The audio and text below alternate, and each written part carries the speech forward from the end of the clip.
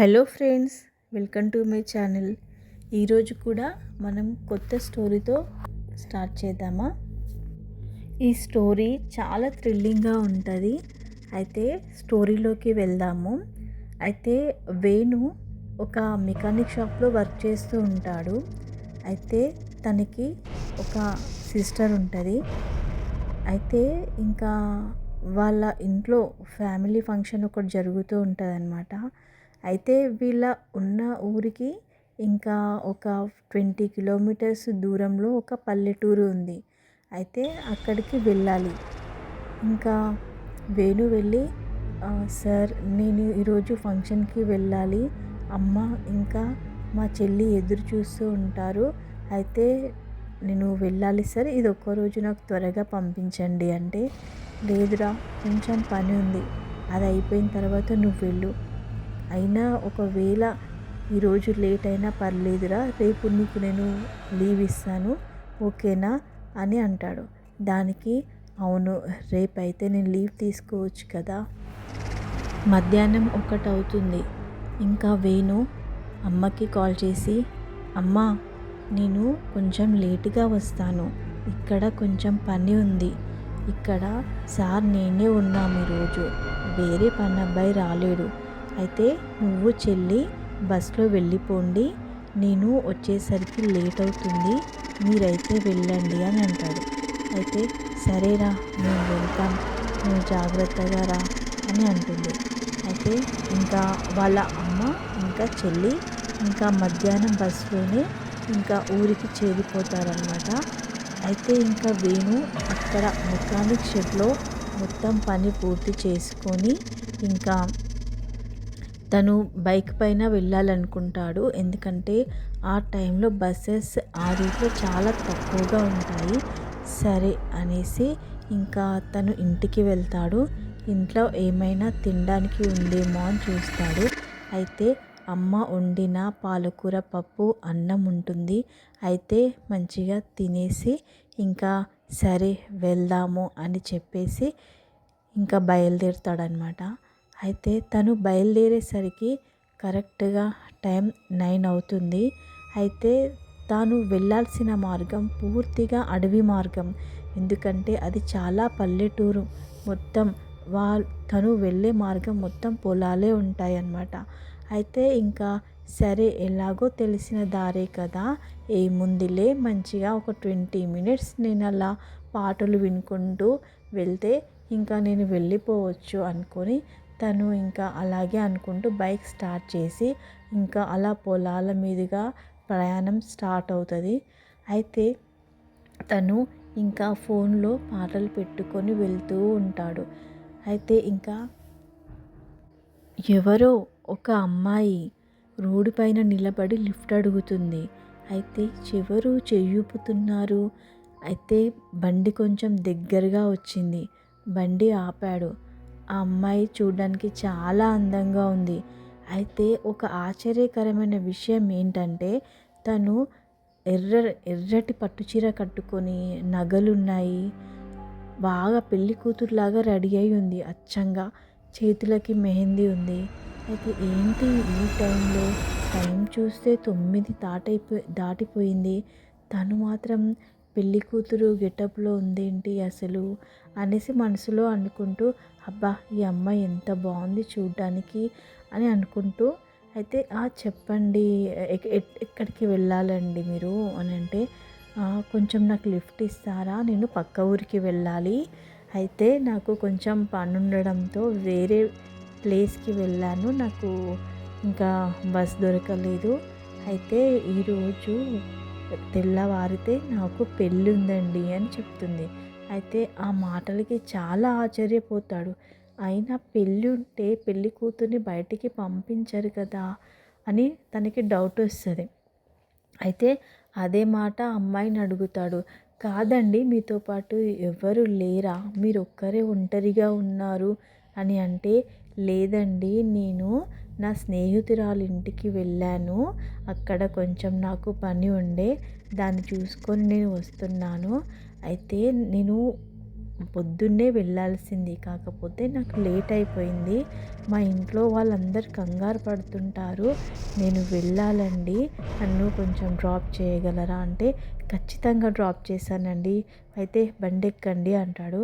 అయితే తను ఎంత అందంగా ఉంటుంది అంటే ఆ పట్టు చీరలో తనకి చాలా నచ్చేస్తుంది. ఇంత అందమైన అమ్మాయిని నేను ఎప్పుడు చూడలేదే, అయినా నా బైక్ పైన కూర్చుంటుందని చాలా హ్యాపీగా ఫీల్ అవుతాడు.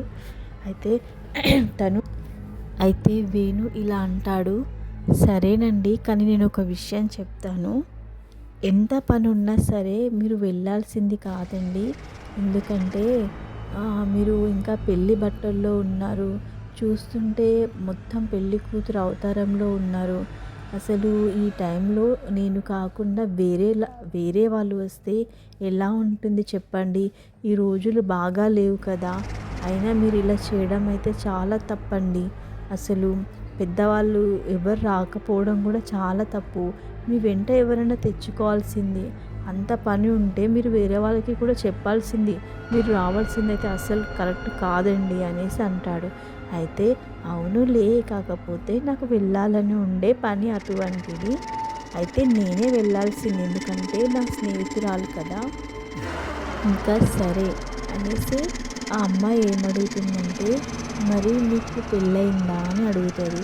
అందుకు వేణు, ఆహా లేదండి, నాకు ఒక చెల్లి ఉంది, తనకి పెళ్ళి చేసిన తర్వాత నేను చేసుకుంటాను అంటే, ఎప్పుడు చేస్తారు మరి పెళ్ళి అని అంటే, మేబీ ఒకవేళ ఒక 2-3 సంవత్సరాల టైం పట్టొచ్చండి. తనకు ఒక మంచి సంబంధం చూసి నేను పెళ్ళి చేస్తాను. ఇంకా అప్పుడు నేను కూడా పెళ్ళి చేసుకుంటాను మంచి అమ్మాయిని చూసి అని అంటాడు. అంటే ఎలాంటి అమ్మాయి కావాలండి మీకు అని ఆ అమ్మాయి అడుగుతుంది. అందుకు కొంచెం సేపు అలా సైలెంట్గా ఉండి, నాకా అండి, ఇంతవరకైతే ఎలాంటి ఆలోచన లేదండి, అనుకోలేదు అని అంటాడు. ఇప్పుడు చెప్పండి, మామూలుగా చెప్పండి ఇప్పుడు ఆలోచించి అని ఆ అమ్మాయి అంటుంది. అందుకు వేణు, ఏవండి, నేను మీకు ఒకటి చెప్పాలనుకుంటున్నాను అని అంటాడు. అందుకు ఆ అమ్మాయి, పర్వాలేదు, ఏం చెప్పాలనుకుంటున్నారో చెప్పండి అని అంటే, ఏవండి, మీరు చాలా అందంగా ఉన్నారండి, అయితే నాకు చూడగానే నచ్చేశారు. ఒకవేళ నేను పెళ్ళంటూ చేసుకుంటే మీలాగా అందంగా ఉండే అమ్మాయిని నేను చేసుకుంటానండి అని అంటాడు.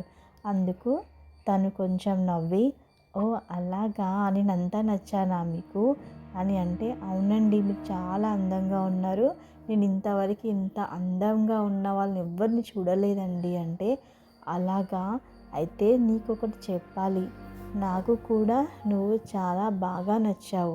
నిజం చెప్పాలంటే నాకు ఈ పెళ్ళి ఇష్టం లేదండి, అందుకనే నేను మా ఫ్రెండ్ వాళ్ళ ఇంటికి వెళ్తానని సాకు చెప్పి ఇలా బయటికి వచ్చేసాను. నిజం చెప్పాలంటే నేను పారిపోతున్నానండి అని అంటది.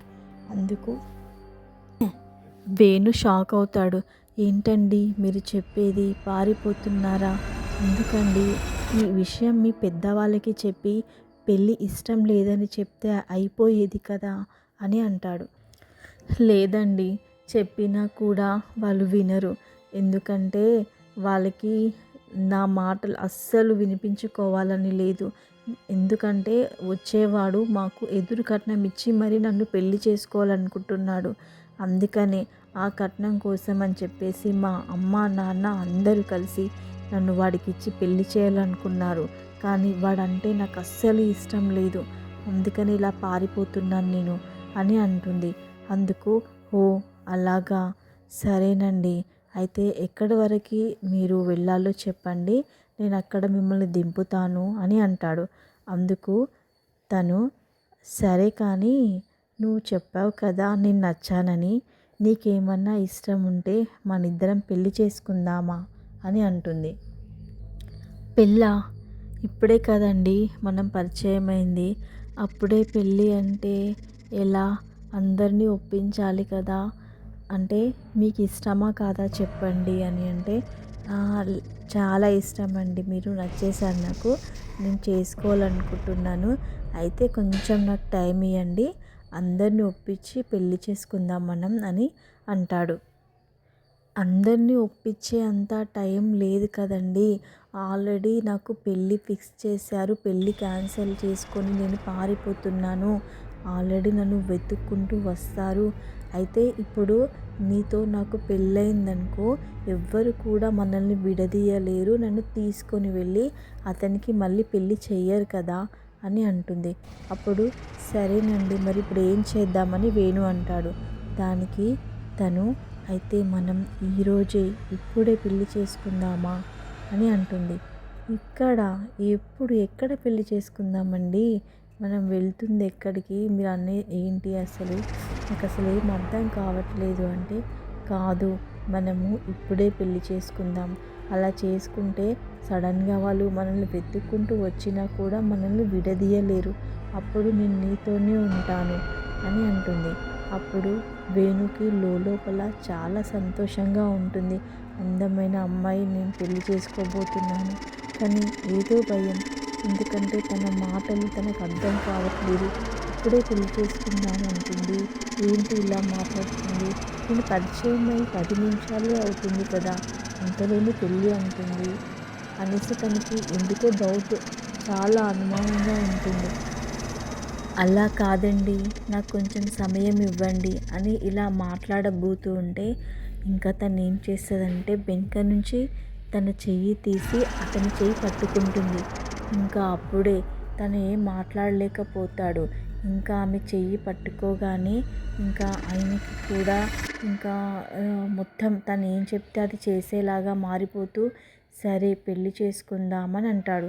అయితే అప్పుడు తను, సరే ఇక్కడ కొంచెం దూరంలో ఒక ప్లేస్ ఉంది, అక్కడికి తీసుకువెళ్ళు, నేను దారి చెప్తాను, అక్కడికి వెళ్ళి మనం పెళ్ళి చేసుకుందాం అని అంటే, ఎక్కడికండి, ఏమైనా గుడి ఉందా అంటే, గుడి కాదు నేను చెప్తాను, నువ్వు వెళ్ళు. వేణు సరే అంటాడు. తను దారి చూపిస్తుంది, అదే దారిలో ఫాలో అవి వెళ్తూ ఉంటాడు. అయితే తను ఏమంటుందంటే, ఒక దగ్గరికి చూపించి అటు వెళ్దాం పదా అని చెప్తుంది. అయితే అక్కడ ఒక పెద్ద చెట్టు ఉందన్నమాట. అయితే ఆ చెట్టు వెనకాలనే మొత్తం శ్మశానం ఉంటుంది. అయితే ఏంటిది శ్మశానంలోకి తీసుకొస్తుంది అని మనసులో అనుకుంటూనే, కానీ ఏం చెప్పలేకపోతాడు, ఎందుకంటే తను అలా చెయ్యి పట్టుకున్నప్పటి నుంచి తను ఏది చెప్తే అదే చేస్తూ ఉంటాడు. అయితే ఇంకా శ్మశానంలోకి వెళ్ళి అక్కడ ఇద్దరు బండి దిగిన తర్వాత, ఇక్కడే నన్ను పెళ్ళి చేసుకో అంటే, ఎలా పెళ్ళి చేసుకోవాలి అంటే, ఆగు, నా దగ్గర తాళి ఉంది కదా, నాకు కట్టేసే, అప్పుడు మన పెళ్ళి అయిపోతుంది కదా, అప్పుడు మనల్ని ఎవ్వరు విడదీయలేరు, సరేనా అంటే, అయినా కూడా శ్మశానంలో పెళ్ళేంటి అంటే, చెప్పేది విను, ఎక్కడ పెళ్ళి చేసుకుంటే ఏముంది, పెళ్ళి జరగడం ముఖ్యం కదా, నన్ను పెళ్ళి చేసుకో ఫస్ట్. సరే నేను పెళ్ళి చేసుకుంటాను అని అలా మాట్లాడుతూ ఉంటే, సడన్గా అక్కడ ఒక ఆటో వస్తుందన్నమాట అదే రూట్లో. అయితే ఆ ఆటో అతను ఆ బండికి ఆల్రెడీ లైట్ వెలుగుతూ ఉంటుంది. అయితే ఏంటబ్బా అక్కడ శ్మశానంలో ఒక లైట్ వెలుగుతుంది అనేసి తను అబ్జర్వ్ చేస్తాడు. ఎందుకంటే ఆ ఆటో డ్రైవర్ అదే రూట్లో ప్రయాణం చేస్తూ ఉంటాడనమాట. తనకి ఆ రూటు గురించి బాగా తెలుసు. అయితే తనకు ఆ రోజు ఏదో పని ఉండడం వల్ల అతనికి ఆలస్యమై ఆ రాత్రి అవుతుంది. అయితే తను అలా లైట్ చూసి ఏదో అనుమానంతో, లేదు ఏదో జరగబోతుంది, కొంచెం చూద్దాం వెళ్ళి అనేసి తను ఆటో ఆపేసి టార్చ్ లైట్ పట్టుకొని గబగబా ఇంకా అక్కడికి వెళ్ళి చూసేసరికి ఇంకా వేణు అక్కడ ఒక్కడే నిలబడి మాట్లాడుతూ ఉంటాడనమాట. ఎవరబ్బాయి అక్కడ, ఏం చేస్తున్నావు అని అంటాడు. అయితే వేణు సడన్గా ఇట్లా తిరిగేసి, ఏం లేదండి ఇక్కడ, ఏం చెప్పాలో వేణుకి అర్థం కాక, లేదండి ఇట్లా కొంచెం పని మీద వచ్చాము, ఇంకా నేను మా వైఫ్ కలిసి ఇక్కడ నిలబడ్డామండి, మాట్లాడుతున్నామండి అని చెప్పేసరికి తను చూసి, నువ్వు ఇట్రా ఫస్ట్ అని అంటాడు. అయితే తన దగ్గరికి వెళ్ళేసరికి, ఇక్కడ ఈ దారిలో ఎక్కువసేపు ఉండడం మంచిది కాదు, అయినా నువ్వు ఎవరితో మాట్లాడుతున్నావు, నీ వైఫ్ అంటున్నావు, ఎవరు నీ భార్య ఎక్కడుంది అంటే, అదిగోండి అక్కడుంది అంటే, ఎక్కడ బాబు అసలు నువ్వు ఒక్కడివే ఉన్నావు, ఇక్కడ ఎవ్వరు లేరు, నువ్వు ఒక్కడివే మాట్లాడుకుంటున్నావు నీ లోపల నువ్వే, అయినా ఇక్కడ మంచిది కాదు, ఈ టైంలో దెయ్యాలు తిరుగుతాయి, ఈ ఈ ప్లేస్ అనేది అంత మంచిది కాదు, సరేనా, నువ్వు ఫస్ట్ ఇక్కడ నుంచి బయలుదేరు అని అంటాడు. అందుకు వేణుకి ఎందుకో అనుమానం వస్తుంది. వెనుక తిరిగి చూసేసరికి అక్కడ ఎవ్వరు కనిపించరు. ఆ పెళ్లి చీరలో ఉన్న అమ్మాయి కూడా కనిపించదు. తనకి చాలా భయమేస్తుంది. అయితే ఇంకా బైక్ స్టార్ట్ చేసేసి ఇంకా సరే అండి నేను వెళ్తాను అని చెప్తాడు. అయితే ఇంకా ఆటో డ్రైవర్ వచ్చి నువ్వు వెళ్ళే దారిలో ఎవ్వరు కనిపించి లిఫ్ట్ అడిగినా సరే ఇవ్వకు, అర్థమవుతుందా, నువ్వు ఎక్కడికి వెళ్ళాలో అక్కడికి వెళ్ళు, ఎక్కడ మధ్యలో ఆపకు, అర్థమవుతుందా, నేను రాకపోతే నీ పరిస్థితి ఏంటి, నువ్వు ఎవరితో మాట్లాడుతున్నావు, ఇక్కడ దయ్యాలు తిరిగే టైం ఇది, దయ్యాలు తిరిగే ప్లేస్ ఇక్కడ మంచి దారి కాదు ఇది, సరేనా అనేసి చెప్పేసి ఇంకా తను కూడా ఆటోని స్టార్ట్ చేసి వెళ్ళిపోతాడు. ఇంకా వేణు బైక్ స్టార్ట్ చేసి చాలా స్పీడ్గా వెళ్ళిపోతూ ఉంటాడనమాట. తనకి చాలా భయం వేస్తుంది.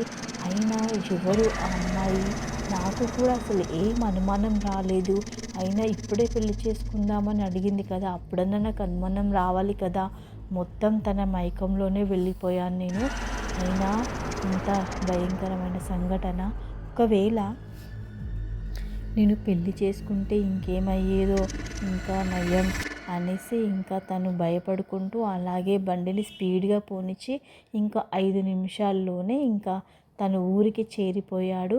అయితే సుమారుగా అప్పుడు సమయం 12:30 అవుతుంది. అయితే ఇంకా ఇంటికి వెళ్ళిన తర్వాత అమ్మ, చెల్లి ఇంకా అందరూ ఉంటారనమాట చుట్టాలు. ఇంకా అమ్మ వచ్చి ఏంట్రా ఇంత లేట్ అయ్యింది, ఈ టైంలో నువ్వు రావడం అసలు అంటే, లేదమ్మా కొంచెం ఆలస్యం అయింది అని చెప్పి ఇంకా అమ్మ నేను నీకు ఒక విషయం చెప్పాలి, వచ్చే దారిలో ఇలా జరిగిందే, పెళ్లి చీరలో ఒక అమ్మాయి వచ్చి నా బండికి కూర్చొని పెళ్లి చేసుకుంటావా అని అడిగింది.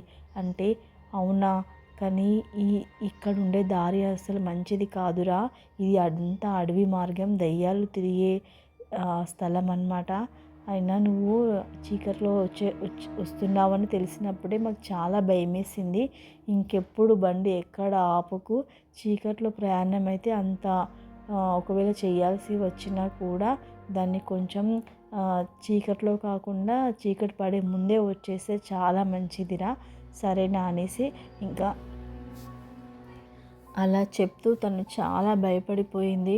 అయ్యో నా కొడుకు ఇలాంటి ప్రమాదాన్ని దాటి వచ్చాడే అనేసి ఇంకా తను చాలా కంగారు పడిపోయి, సరే నువ్వు ఇంట్లోకి రాకు అనేసి తను బయటకి నీళ్లు తెచ్చి ఇక్కడే స్నానం చేసి లోపలికి రా అని చెప్తే తను అక్కడే స్నానం చేసి అప్పుడు లోపలికి వెళ్ళిపోయాడు. ఇదన్నమాట జరిగింది. అయితే తను నైట్ పడుకునేటప్పుడు కూడా అది చాలా గుర్తు చేసుకొని, కానీ ఎంత అందంగా ఉంది తను, అసలు నేను ఆ అందాన్ని చూసి ఒక్కటేసారి నా లోపల మొత్తం ఇంకా తను ఏం చెప్తే అది చేశాను, ఇంకా నయం ఏం జరిగేదో ఏమో, అసలు ఆ ఆటో డ్రైవర్ రాకపోతే నా పని అంతే అనుకొని ఇంకా అలాగే కళ్ళు మూసుకొని పడుకున్నాడనమాట. ఇదే అనమాట స్టోరీ. ఈ స్టోరీ కనుక నచ్చినట్టయితే ఖచ్చితంగా లైక్ చేయండి, షేర్ చేయండి, సబ్స్క్రైబ్ చేయండి.